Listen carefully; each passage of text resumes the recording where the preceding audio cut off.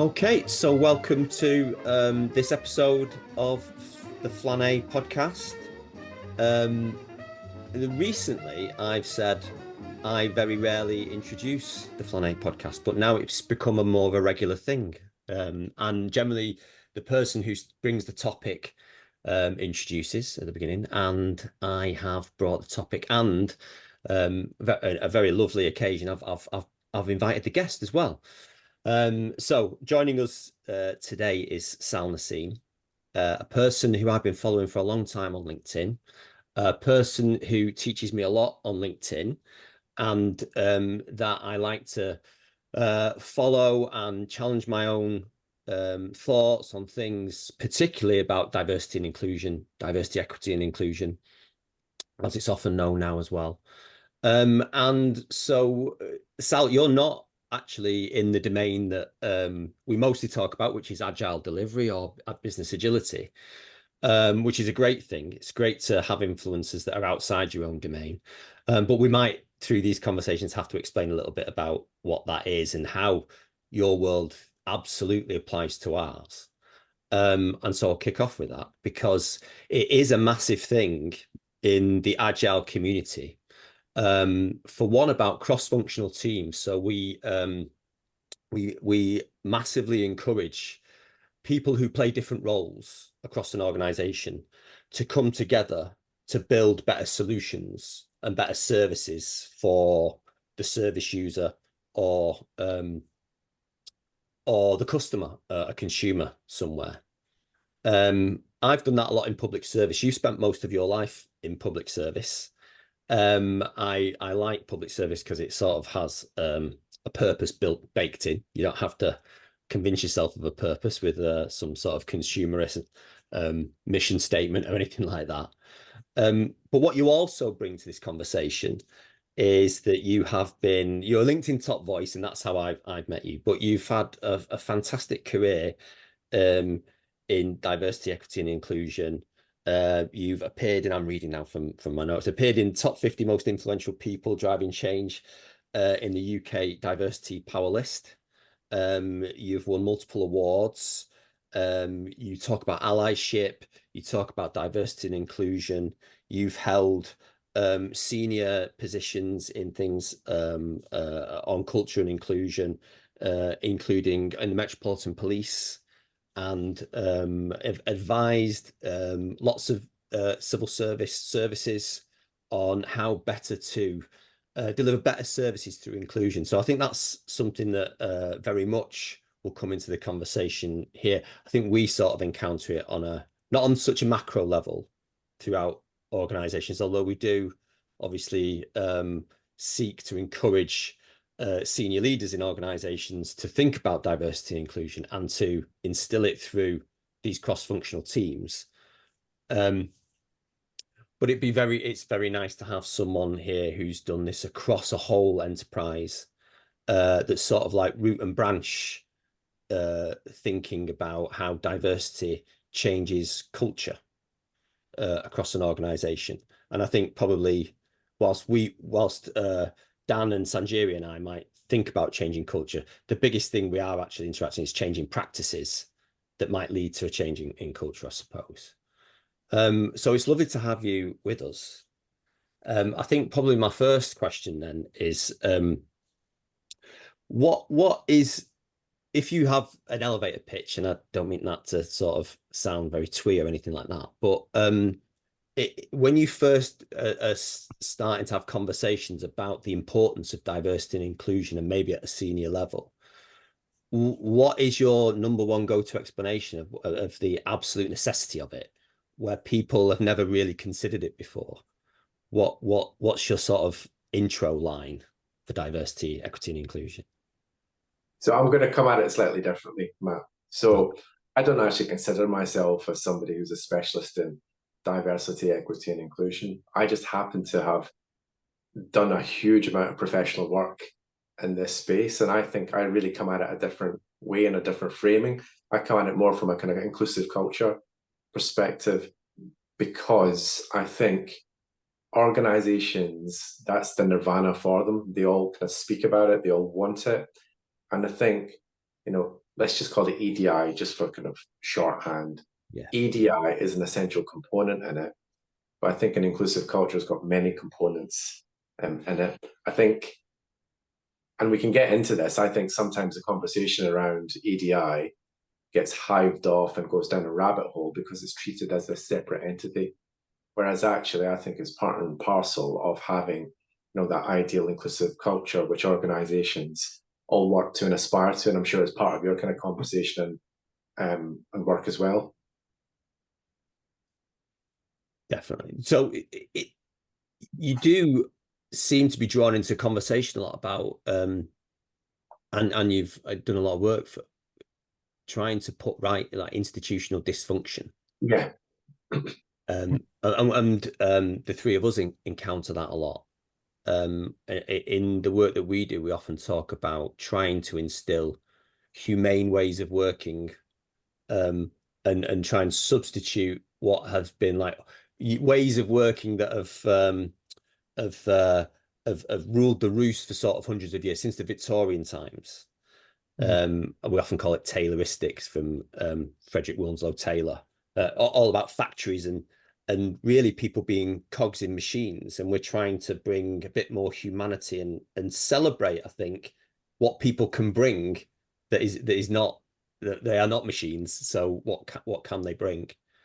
Do you look at what you do in a similar sort of way? Oh, it's interesting, isn't it? Because your framing of it is very, very different to mine. Because I suppose I come at,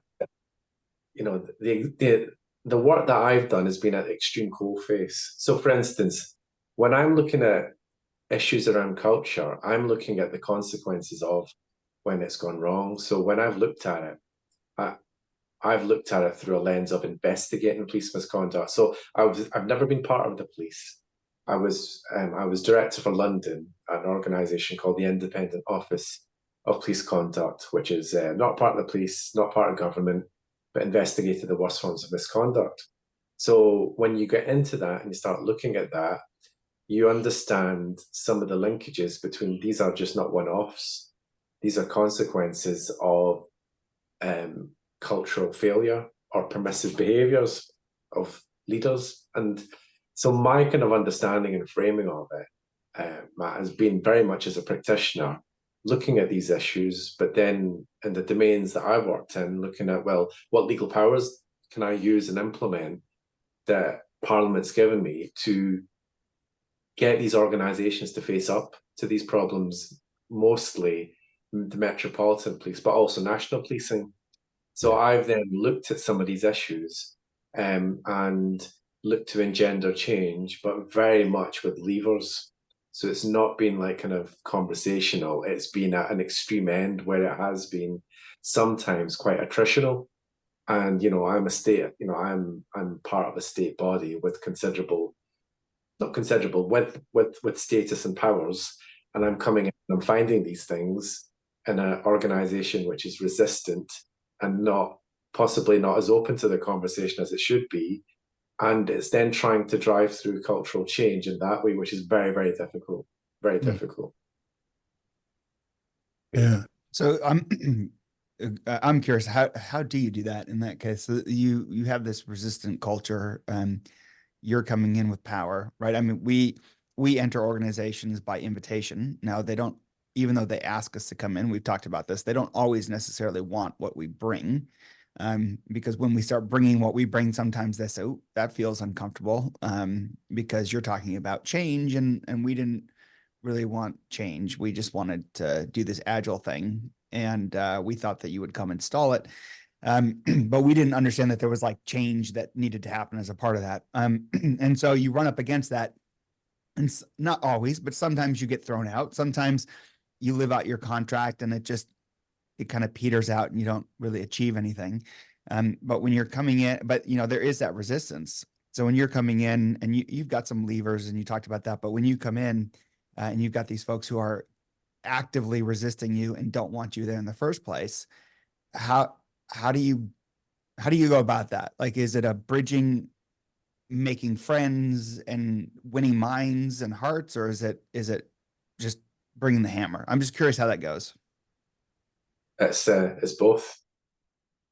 It's both, because in the position wherever I've worked, you always try and develop really good working relationships. Human beings, you've got your pressures, you've got your competing interests, no matter what part of the system you sit in, and pressures. So you always try and make that the kind of undercurrent of how you operate.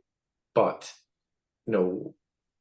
I don't know how much kind of yourselves know about the Metropolitan Police, but I think it's kind of New Scotland Yard and all those kind of cliches and everything. And in the UK, there's been a series of real scandals. That's all you can call it. Real scandals, and the Met Police has been at the heart of that. So any kind of interaction I had with the Metropolitan Police was in an official capacity, generally through the lens of misconduct. So invitation didn't come into it. Whether, and I'll be honest with you, I wasn't welcome all the time. Well, but that goes in the structure and the relationship there. It's inevitably going to be a bit oppositional and therefore attritional, because of the nature of what I'm being tasked to do, independently investigate the worst forms of police misconduct. But I kind of didn't really stay in my lane. I don't really, that's been kind of part of my success and part of my problem, I suppose, professionally. And when you're looking at, and there was one big series of investigations we looked at, which actually got into the skin of what was going on in the Met, which was around culture. Because this investigation originally started off on a different premise, where it was a problematic interaction between a police officer and a member of the public. But what it actually went into was a culture of bullying and really poor behaviour inside the Met. And this was largely white male officers bullying and harassing women officers and officers of colour. And from that, there was a whole body and series of work. Yet you've got that kind of technical misconduct side, which is, the kind of, the essence of why we're there. But the other thing is about, well, you need to go up the river to find out why people are falling in. You're fishing them out at the end, sadly, as victims. And it was all rooted in culture. It was all rooted in things which, seem absolutely obvious, and yet, had to be spelt out in 15 policy recommendations to the Met on how they needed to change.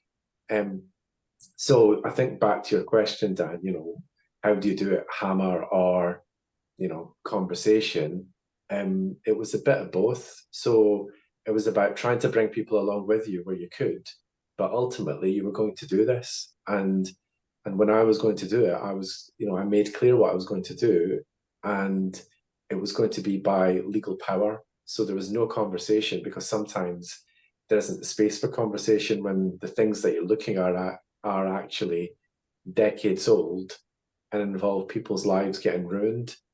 I accept, what I'm speaking about is an extreme end, but when you're looking at organizations and you're looking at culture, sometimes you do get victims. You get victims from poor culture, but that spectrum of victimhood can look very different. And I just happen to be at an extreme end of the spectrum. Yeah. I really, I'm loving this conversation, because I think, I think all three of us were some way, shape, or form big fans of systems thinking. And if you look at the importance, the relationship between thinking things from a systems point of view, and the relationship between behaviors and culture, and permissive nature, as you say, of certain behaviors, right? And how that's either proactively being, sort of promoted, right, by leadership, who either turn a blind eye, or or they themselves actively, maybe sometimes even explicitly showing the same behaviors, like through either locker room talk, things that are said behind closed doors, not in the public space. But what's really interesting for me is this sort of lever that you said that you come with, because I think, like you said, a lot of times there's behaviors that people suffer from in organizations that are either very visible, like especially if it's done by the Met Police, for instance, right? Which will be because you have, newspapers, you have watchdogs, you have who will make apparent and make that mirror really visible, and which is our job. Our job is coming in organizations and having the courage to, either by ourselves or with other people, holding up the mirror and then helping move that conversation along. Okay, what do we do with this? Are we comfortable with this? Is this something conducive to our values, if they're explicit or not?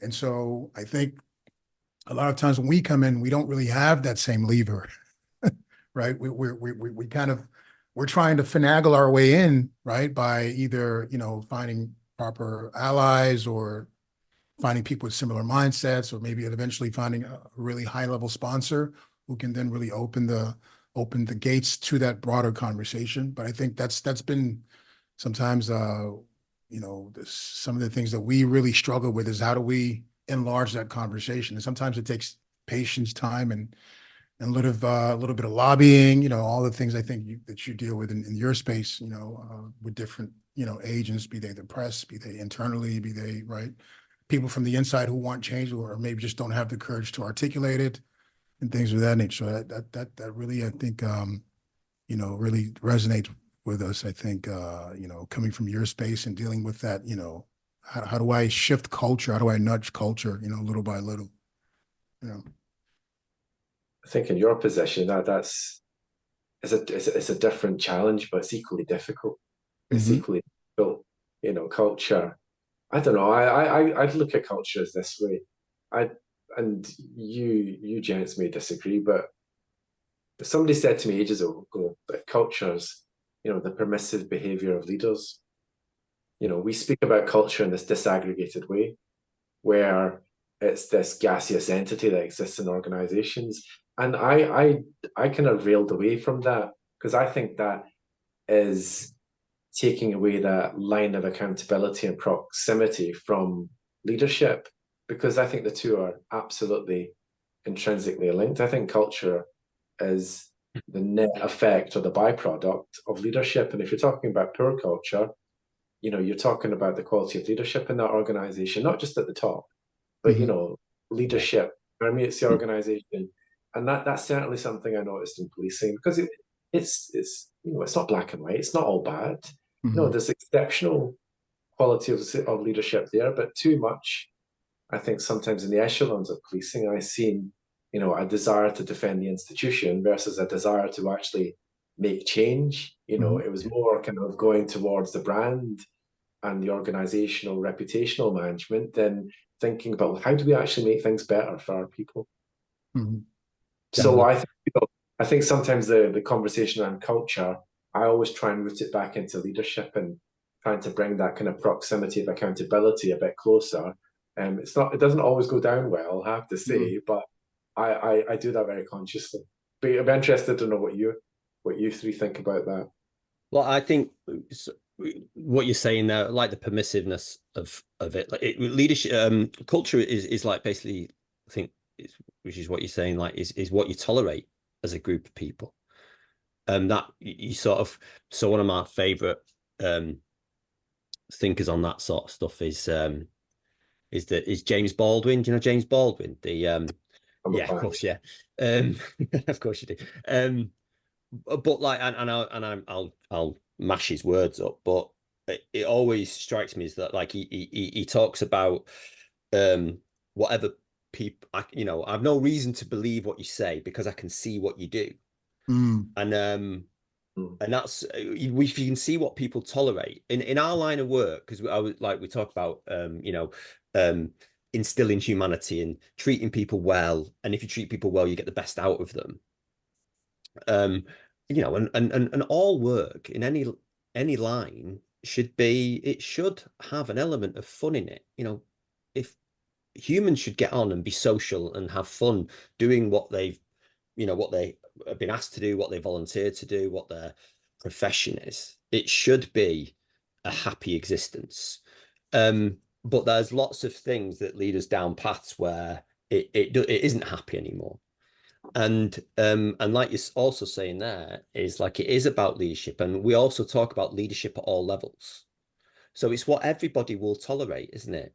And there are lots of sort of cognitive biases that lead us to think what are the right or the wrong norms that we're encouraging an amplifying amongst each other, and it takes certain people, and I hope that like the three of us think of ourselves like that, you clearly are, certain people to come in and shake that up and question what we've allowed ourselves, what we've allowed to become normal, which is not visible and invisible.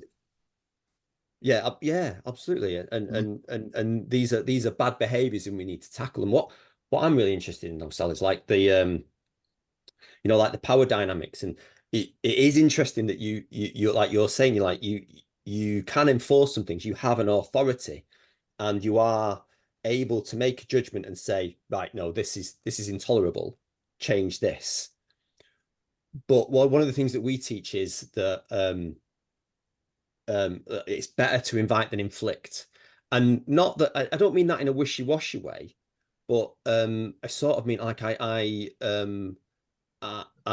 would desire, I'm jealous of the fact that you can come in and go, no, I'm categorically saying this is wrong.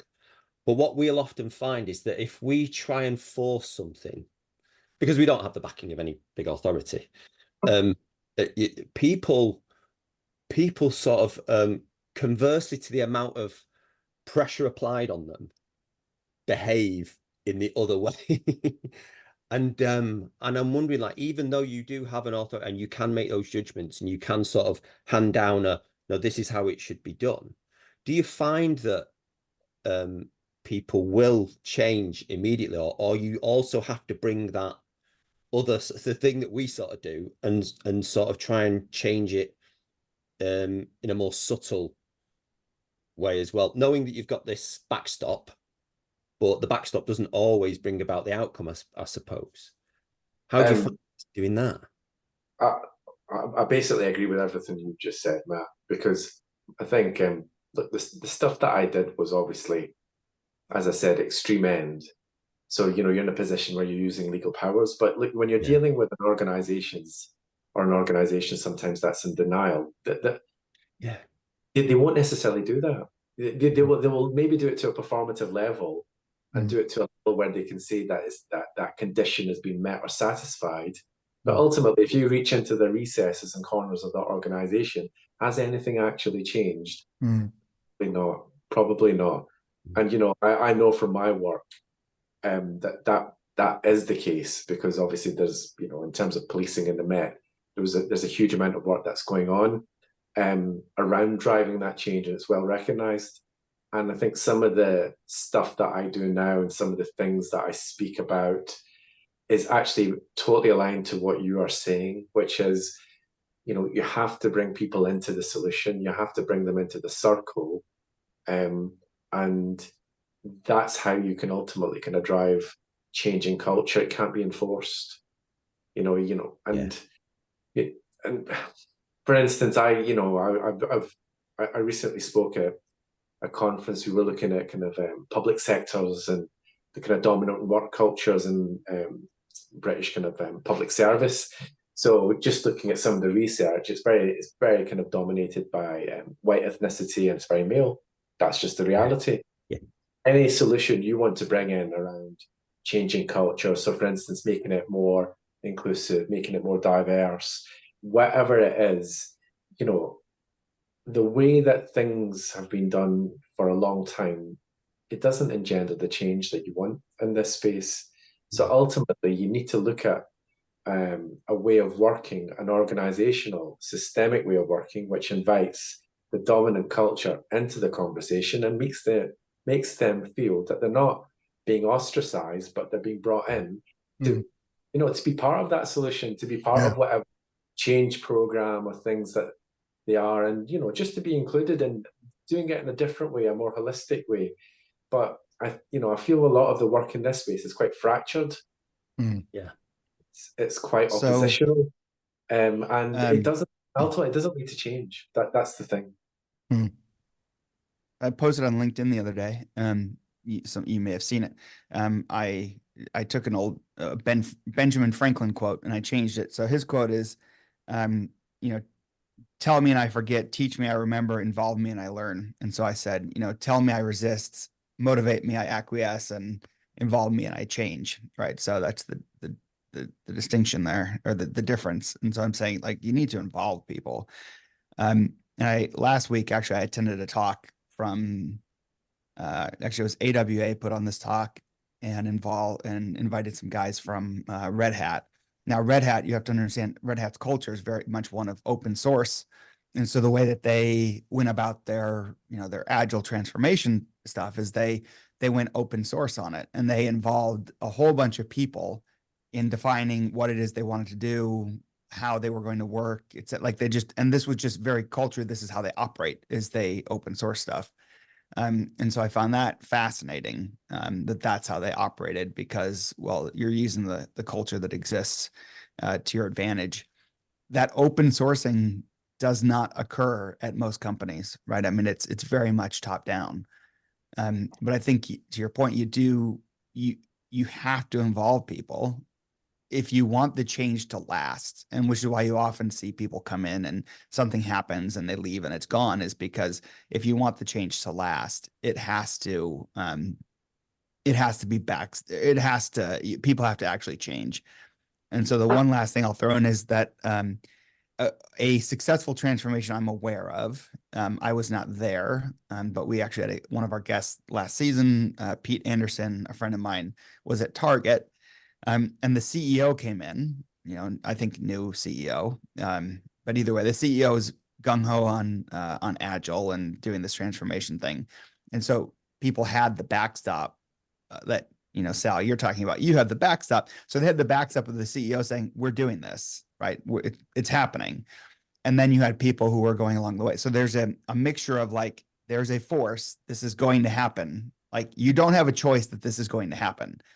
You do have a choice in how it happens, but you don't have a choice in the fact that it's going to happen, right? And I think that combination is probably something that needs to be in existence if you want change to happen. Yeah. I'm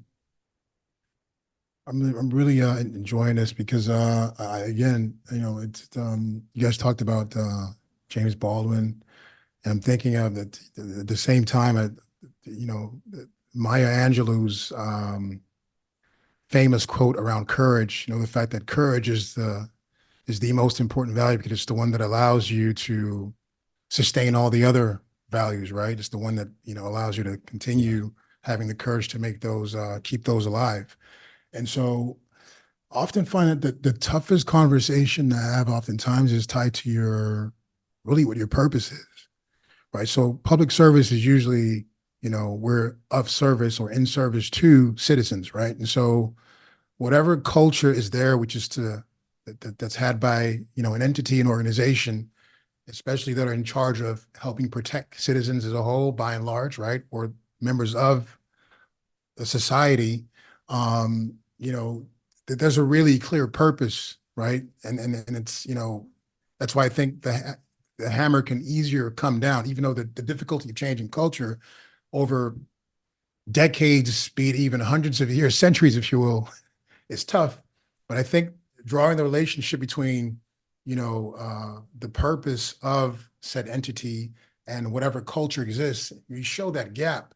Like it's very tough to not accept some form of accountability, at least, and then whatever conversation can be had. I think in our case, sometimes,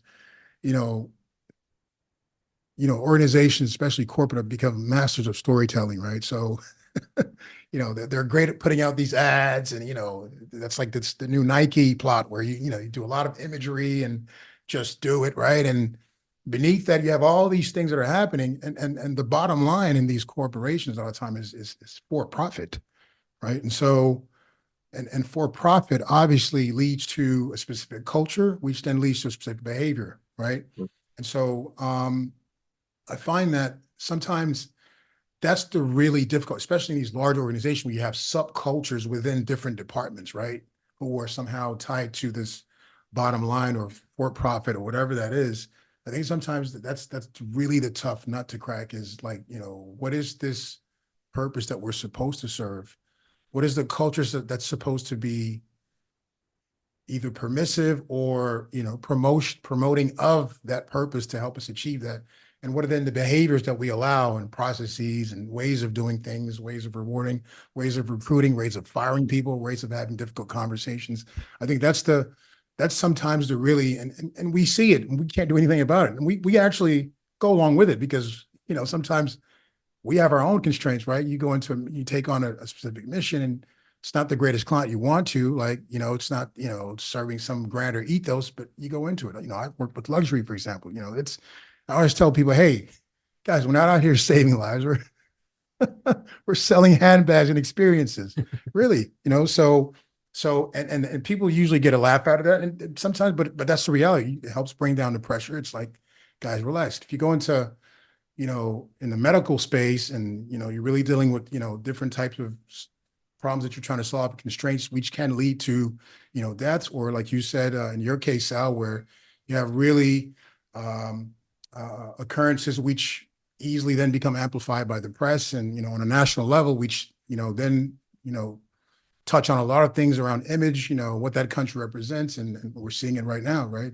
With all the wave and the political space and everything. So I think that's the part where if we're able to, all of us as change agents in some way, shape, or form, really help open that conversation on what is the bottom line? What is the thing that matters most? And then, whatever you decide to do, that's fine. But at least, make that very clear and visible, right? So that the gap between what I say I am, what I want to be, or why I exist, and what I do on a daily basis to help me lead to that is that gap is as short as possible. But I feel like that's the ultimate challenge, is opening the really conversation, the really transparent conversation around that. That's really interesting, your point about purpose, because I think the way I've increasingly come to look at it is around the leadership quotient an organization has. And I think that has a direct correlation to the culture that organization has as well. So, I'm a big proponent of values-led leadership. Mm-hmm. So for me, I think that goes such a long way. Look, gents, you may have had very different experiences, but in my career, I generally have not had the gift of being the recipient of high quality leadership. Those good leaders in my career, I can count very easily on one hand, very easily on one hand, and they absolutely stand out. Generally the kind of work experience I've had is of people who are mediocre at best, but toxic is far too big a slice of the pie chart. And if you kind of go into organizations and obviously I work in a kind of different area, but generally through public sector, and you have those conversations, it's striking how, there's, good quality leadership is a unicorn. Good leaders do stand out. They're unicorns, but we always bang on about leadership as this thing, and there's an acceptance that we need this. However, how has leadership nurtured that proper quality of leadership? Not managing. You manage things, you lead people, but if organizations start to kind of develop their leadership, develop their leaders, not just managers but leaders, into the right sorts of values, it can be transformational. I've seen it in pockets. I've seen it, in spaces where people take it incumbent on themselves and they don't have seniority in their title, and yet they embrace it, and my goodness, they make a difference. But that's normally because of not because of the organization or facilitated by the organization. It's despite the organization. And I just don't think there's enough systemic thinking done about how we nurture and develop, leaders in organizations, and ultimately it's to the detriment of these very organizations, the absence of that. But that's just my view of the world. Yeah, and I have a very similar view, and it might play out, or it might, when you listen to it, it might feel quite bleak. But I think there's a lot of hope in it, in that sometimes I describe, so the field that the three of us are in, I sometimes describe when people are looking for that humanity, and leaders of organizations or senior managers, as you've said, invite us in, and then struggle struggle with what we're asking them to do, or what they asked us to ask them to do. It's like hen's teeth when we find that conversation easy, and when we find the activity easy, and people actually go, what, oh yeah, this is what I want, yeah, this is brilliant, this is brilliant. The bleakness comes in where I still feel like it's a little bit of a personality cult, in that if we can convince someone at a high leadership level to behave in these ways, and I'm sure you're up against very similar things, where you actually make inroads into it. And in fact, I bet you this is more volatile in the areas that you've been in. So they start to come on board, and you think, yeah, I've won, or we're winning. In civil service, actually, some of the timescales are quite a lot. It goes with the political clock, doesn't it? And the political swingings and machinations. In that, so if you win with that one person, and their personality then encourages loads of generative behaviors, but then that person leaves, it doesn't take much for that to decay. And entropy exists in all systems, and it just falls away unless they're replaced with someone who's going to put as much energy into it as you've managed to get the previous leader to put into it. And as I say, that might sound bleak, but then what I often will tell myself is, like, there are people like us who bring that energy, and at least there are people like us bringing that energy. At least there are people like you, Sal, not being dissuaded or put off from saying this right is right and this is right. And then it's for us to then find who's our next person who will take this banner up, be the person at the top of this organization saying, yes, I do want this. I suppose it'll always keep us in a job to some extent, maybe. But I think it's, for us, it's more than a job. I think it's a truth, isn't it? But I do think, like you're sort of saying, like, I think entropy exists in all systems. I think it can decay, and I think it's always precarious. And so, I mean, is that do you look at it in the same with this with the same bleakness, or is it slightly different for you? I share your bleakness, Matt. Yeah. I share your bleakness. I call them SPOFs, single points of failure. Mm-hmm. We've all been there, haven't we? Organizations smashing it and doing some really great stuff. I've seen it so much in policing, and other sectors, to be fair. But as soon as that one person goes, it all falls. It's like the ripples stop kind of cascading out, and then you realize, actually, and then the organization itself realizes, wait a minute, oh, well, that person actually kind of mattered. It was them that was driving everything, because they were obviously they were overextending themselves inevitably. They were at the heartbeat of everything. And those people can look, they can be at different stages of the organization, at different layers, different levels of seniority. Your broad point, though, I totally buy into.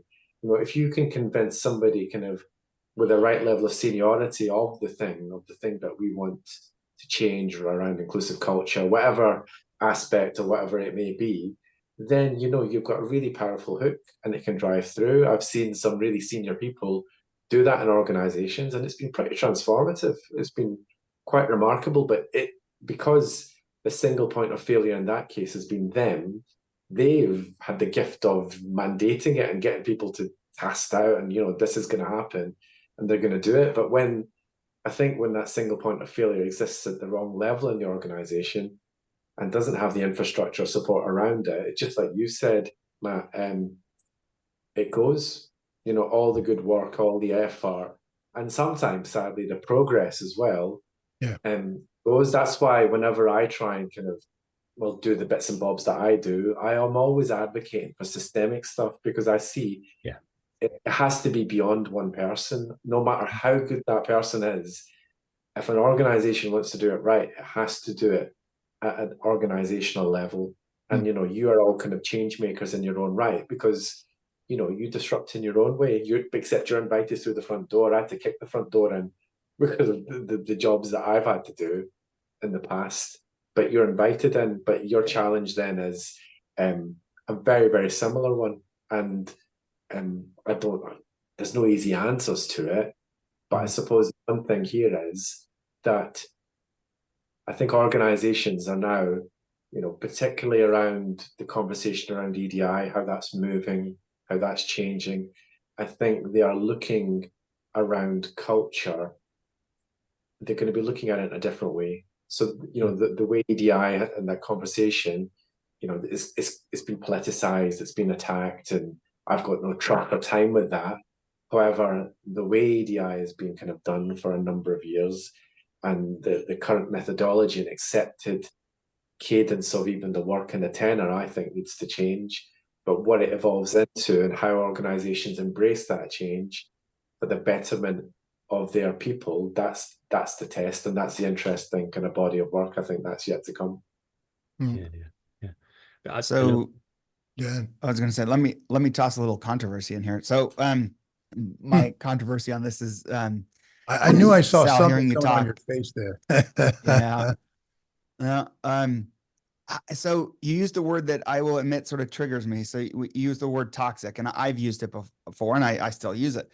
But I have this talk I give called the no one is an asshole rule, because I don't believe those toxic people believe they're toxic, right? I don't think they come into the workplace and think I'm going to be a raging asshole and I'm going to screw people over. And I think that, when we label people as toxic, that gets the resistance up, and that's basically calling people like, hey, you're bad. And I will admit, like, of late, one of my guilty pleasures and favorite pastimes is watching policing videos, as it turns out, like all these body cam videos. There's whole YouTube channels. And I will watch videos that, at least in the United States, end with a cop like plugging a guy with, like, I don't know, 14 shots. And I'm like, did you really have to do that? But then you see another video where the cop doesn't do that and ends up getting shot himself because the guy's got a gun in the car, and, or shoots him one time and the guy's down on the ground and then pulls out a gun and shoots the cop. So I'm like, okay, I get it. I don't live that situation. And actually CNN out here in the US, they did this big thing. This is an aside. They did this thing where everybody was all about, police shootings and how awful they are. So this journalist goes into this training program, and he's all anti-police force and using I remember guns. that. And he goes into this this program, and they show all these videos of cops getting shot by people when they've been too permissive with subjects. And there's this one dad that gives a talk about his son who got shot, and you just see it, like, the guy, they put him in a real life situation, play guns, and he ends up shooting all sorts of bystanders because he's been through the training now, and he's like, oh, now I get it. Like, this is really a hard decision. So point being, like, we see these behaviors, and even with the police, like, we might see these toxic things or these people behaving badly, but they're steeped in situations where their lived experiences, this is what happens. And if I don't behave this way, I'm going to not come home. Right. So anyway, a lot of talking that, like, I'm just curious on your thoughts on some of that stuff. Right. I'm going to disagree with you. Right. Yeah. So, but not in the scenario you're talking about. So leave aside the tactics and things they use, because the things you're describing, Dan, I used to investigate some of those scenarios. Obviously, UK policing is totally different from American policing. That's the truism.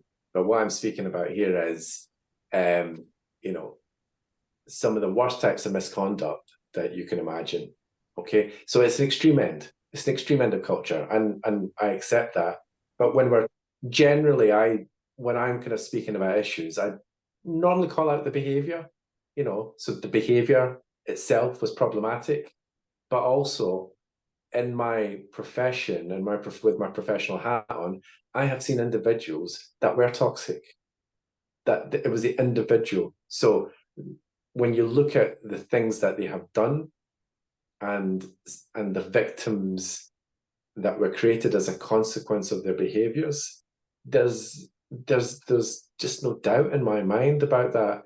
But if you're talking about, when you look at the spectrum of stuff, so when you're looking at, and you're broadening that out from the extreme end that I'm at to, kind of going to the other end and looking at when, the kind of broader cultural issues and things, then you're into a different territory. Then I'm in agreement with you when you're looking at, you know, it's not just toxic people, it's, you know, problematic behaviors or consequences or things that people didn't know what they were doing, or you don't know what you don't know. There's a spectrum of stuff here, but just through the career that I've had, I've unfortunately had to kind of encounter people and deal with individuals who are absolutely toxic. So, but that, by except not everybody's had my professional career, so it's different. Yeah. Yeah. I know I'm not sure if we're looking at time, but the little signal came and went there. The obviously enthralling conversation. I want to touch on something you guys both mentioned. So I was thinking of, and you know, oftentimes, you know, especially around EDI, the recurring question that comes, like sort of underlying invisible question, is always, what's in it for me? Right? And behind what's in it for me, there's a lot of fear. Even the example you gave, Dan, I feel like, you know, that one instance among a whole slew of other, you know, specific instances, if you just look at the data, there's always a fear of, which that fear becomes the justifying factor for certain types of behavior. And we see it in organizations as well, and they're the ones that, you know, that we're in. And so, and sometimes I feel like, yeah, so there's certain principles, like the relationship between making more money and diversity. If you put a diverse group of people together to help you solve a problem, you may find a more creative solution, more adaptable to befitting of that diversity that exists, that, or the consumers that are represented, you know, by different people. And so there are certain principles I feel like as a leader, if you don't believe them, it's very hard for you to help embody them or really swear by them, or really, you know, I feel like diversity, inclusion, all these things are things that either learn behaviors or things that you've actually witnessed, that you believe in, and that you're going to actually push for. And I think when you're not familiar with that, when your experience or your background hasn't been that of, you know, diversity or inclusion, or that, or it hasn't been a narrative that's sort of been, you know, sort of, you know, kind of like something that's kind of kept you grounded. There's a lot of fear into, like, how do I prove that what's in it for me for all these other people who don't understand and believe that? I think we're at that space right now, even just the wave of elections in Europe, and not only, but everywhere. There's a lot of fear mongering going around, and just conversations around like what change means and why do I have to change? What, you know, in the States, we're talking about challenging, you know, sort of the, you can call it,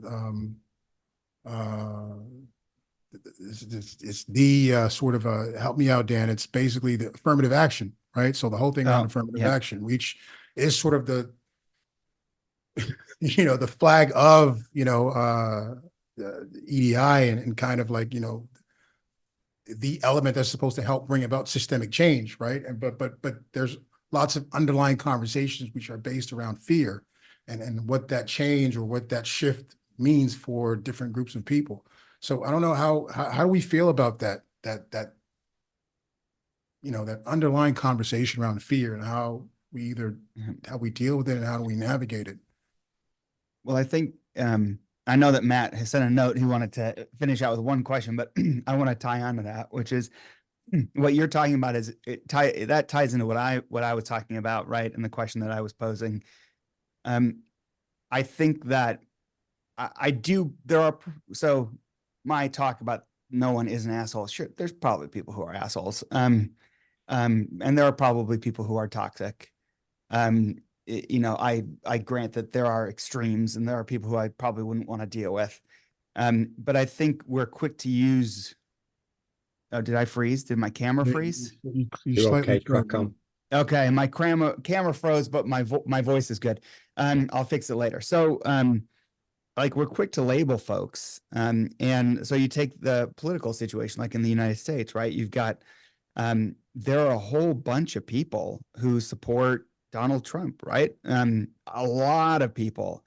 I don't, and I don't want to get into the politics of, you know, that issue, but like, I think objectively, if you look at Donald Trump, there are just things where you're like, God, that guy, he can do things that I'm like, could you just not speak?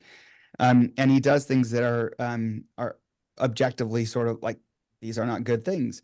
And people still get behind him, even though he doesn't represent their values. And you say, well, what is it about him? Like, what is it that these 30% of the population agree? And are we saying that 30% of the population are assholes?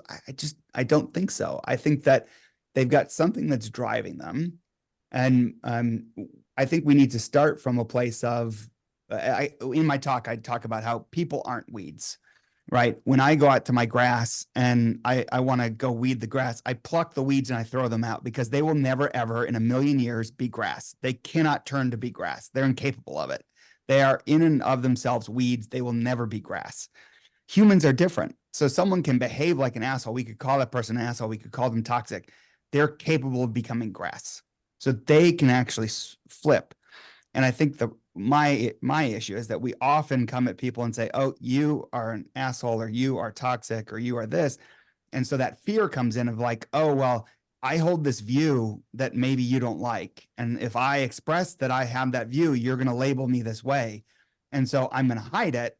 And I'm just going to think that and it's going to exacerbate those things, as opposed to welcoming, like this thing that I hear about the paradox of tolerance, where you can't be tolerant of the intolerant. Well, maybe some people, we're labeling them as intolerant and they aren't. Maybe there's something behind it. And maybe we need to understand what's going on and treat them with love and humanity and actually tolerate them, even if some of their behaviors we don't like, and try and get out of it. Now, like I said, I grant you there are groups of people who, even in the US, groups of people, I'm like, you guys are off the deep end and I don't want to deal with you. But that's my point, is like, if we can't have open conversations, and if we collectively label certain things that large swaths of the population, not the extremes, large swaths of the population hold a view, and we say, oh, that view is wrong, even if it's 30 or 40 or 50% of the population, you start creating these factions. And I just don't think that's healthy. I'm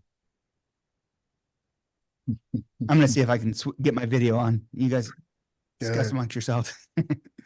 I can agree. I can agree with that. The wrap up question that I wanted to put out there, and sort of reflection as well, is that, well, I wanted to finish on some hope. The conversation it's confronted the bleakness of some of the things that we confront in organizations, in public service, and now in the populace and their political tastes and so on. But I mean, I sort of feel like, and this is also a political statement, I suppose, as well, is that, so one of the things that I hear a lot when I go into organizations, as I'm sure we all do, is that we've always done it like this thing. It's the anchor into justifying your present behaviors, rightly or wrongly. Mostly it's used to justify the wrong behaviors. You know, I've always done it like this. But I think where I get my hope is that that's happened for such a long time, that we have a new generation of people that we've talked about. Sometimes we talk about them quite unkindly, which is millennials, who are obviously, you know, they are a great swathe of the population now. They're sort of like 40 odd years old, from 30 to 40 years old. They're becoming more wise. And they've lived this different life that has led to some sort of disenfranchisement, where they just, a lot of people like my age will look at them and not understand them, but they don't live by the same rules, because the rules have failed them a bit, and the rules haven't been massively encouraging to them. And I take the hope that they think differently, and they're not the sort of people, I don't think, that care about, you've always done it. Yeah, you've always done it like this, and it's rubbish. So at least in them, there's a set of people that can go, that are sort of saying like, yeah, I want to do it differently. You know, I don't want to be educated like that. I don't want to be policed like that. I don't want to vote like this. My tastes are different. You know, a lot of, like, there are those green shoots out there where you see, whereby they sort of like, they don't stand for misogyny as a group. They don't they don't go out, rightly or wrong, they don't go out and get drunk, which I can only assume makes them probably, as groups, less violent, more understanding. You know, they don't go out and get intoxicated. They you know, I think probably one of the reasons is they don't have the money to do that, and therefore actually they've created a life that it doesn't matter.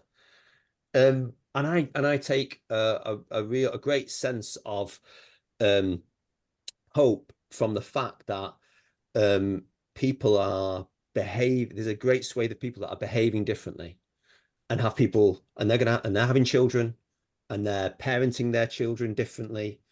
That actually I think there's a change about to happen. Now I do understand that, you know, there are some extremes, and we're seeing some sorts of polarization in society.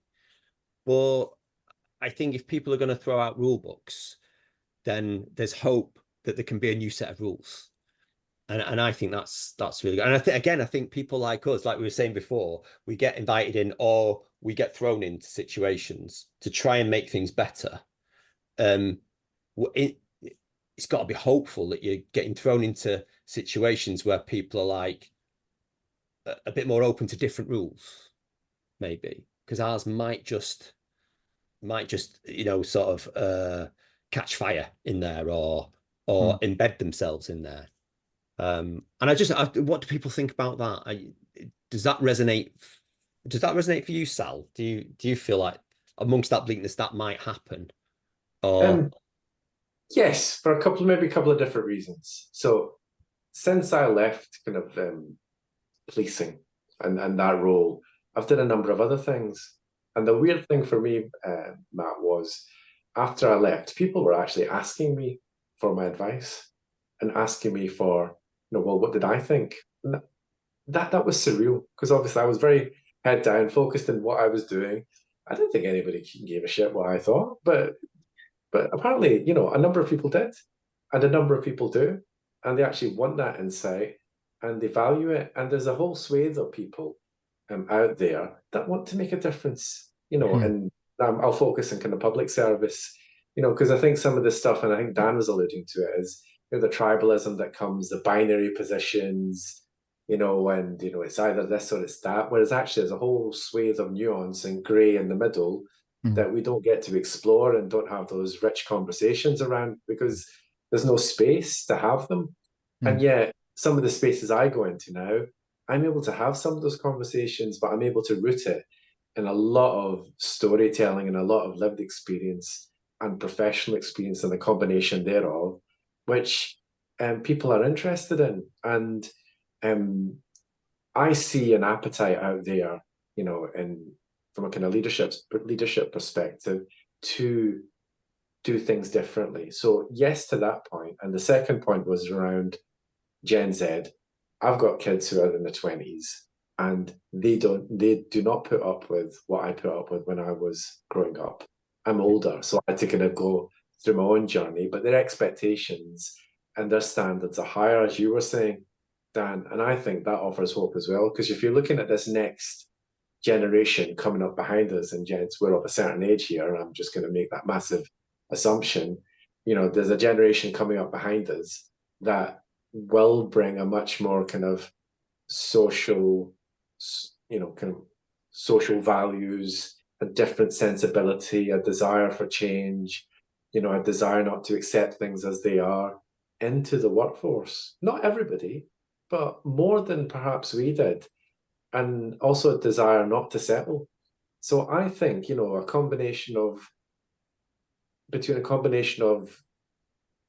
leadership wanting to kind of mature and understand things better and try different things, you know, and optimism there, to also a genuine sense of hope for what this next generation offers us, you know, in the workplace and probably societally as well. I think I'd share your optimism, Matt. Yeah, we've had a kind of bleaker conversation about what the kind of gristle of change in organizational culture looks like, but that's where it doesn't need to end there, you know, because there's other stuff coming up down the road.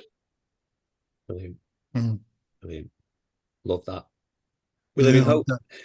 That's what the human condition is. Yeah. You could, I mean, you guys, Fantastic. do we go with our 1 minute closeouts now, or should we wrap it up, or how do you guys The 1 want? minute was responding to that question. Do you want to? That was great. That was perfect. Yeah, yeah.